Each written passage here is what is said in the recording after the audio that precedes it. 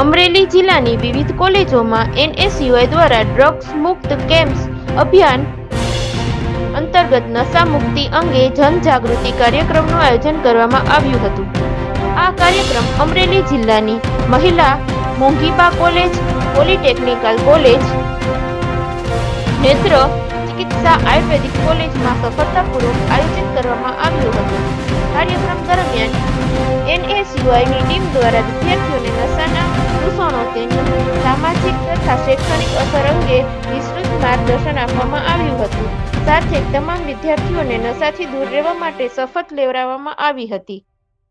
આ પ્રસંગે શરદભાઈ ધાનાણી, પૂર્વ પ્રદેશ એનએસયુઆઈ પ્રમુખ શ્રી આદિત્યસિંહ ગોહિલ, અમરેલી જિલ્લા એનએસયુઆઈ પ્રમુખ શ્રી સાહિલ શેખ ઉપસ્થિત રહ્યા હતા તેમજ કોંગ્રેસ આગેવાનો ઉપસ્થિત રહ્યા હતા. એનએસયુઆઈ દ્વારા ચલાવવામાં આવતું ડ્રગ્સ મુક્તિ કેમ્પ અભિયાન યુવાનોમાં સકારાત્મક પરિવર્તન લાવશે તેવી આશા વ્યક્ત કરવામાં આવી હતી. રિપોર્ટ બ્યુરો ચીફ રજાકભાઈ જાખરા, સાવરકુંડલા.